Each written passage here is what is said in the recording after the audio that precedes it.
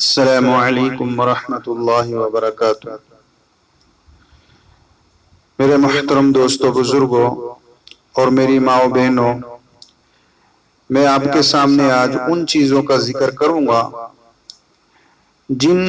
وجہوں سے روزہ نہ رکھنا جائز ہے، جن اسباب سے آپ کو روزہ نہ رکھنا جائز ہے۔ تو سنیے، اگر ایسی بیماری ہے کہ روزہ رکھنے سے نقصان ہوتا ہے اور یہ ڈر ہے کہ اگر روزہ رکھیں گے تو بیماری بڑھ جائے گی، یا یہ ڈر ہے کہ بیماری دیر میں اچھی ہوگی، یا پھر یہ خطرہ ہے کہ شاید جان نکل جائے گی، تو آپ کو روزہ نہ رکھنا جائز ہے۔ رمضان کے بعد میں جب اچھی طبیعت ہو جائے تو ان روزوں کی قضا کر لیں جتنے روزے بیماری کی وجہ سے چھوٹے تھے، انشاءاللہ کوئی گناہ نہیں ہوگا۔ دوسری بات،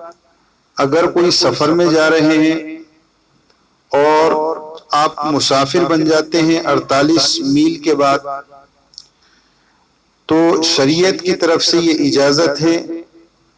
کہ آپ کو روزہ نہ رکھنا جائز ہے، بعد میں اس کی قضا کر لیں۔ ہاں، اگر سہولت کا سفر ہے، کھانے کی ساری اشیاء موجود ہیں، ساری سہولتیں ہیں، روزے میں کوئی پریشانی نہیں ہے، تو رمضان شریف کا روزہ نہ چھوڑیں، کیونکہ اس کی بہت بڑی فضیلت ہے۔ لیکن اگر پھر بھی نہیں رکھنا چاہ رہے کسی وجہ سے کہ اندیشہ ہے کہ شاید تکلیف بڑھ جائے، تو پھر روزہ نہ رکھیں، جائز ہے، اور بعد میں اس کی قضا کر لیں۔ اب میں ان باتوں کو بیان کر دوں کہ جو سرے سے روزہ رکھ ہی نہیں سکتے، ایسے بیمار ہیں یا ایسے بڑھاپے میں ہیں کہ نہ وہ رمضان میں روزہ رکھ سکتے ہیں اور نہ ہی ان کو یہ امید ہے کہ بعد میں ہم روزہ رکھ سکتے ہیں، بعد میں ہم ٹھیک ہو سکتے ہیں، ان لوگوں کے لیے شریعت میں یہ گنجائش ہے۔ مسئلہ غور سے سنیں، اس کو کہتے ہیں فدیہ کا بیان۔ جس کو اتنا بڑھاپا ہو گیا ہو، اتنا کمزور ہو گیا ہو کہ روزہ رکھنے کی طاقت نہیں رہی، یا اتنی بیمار ہے،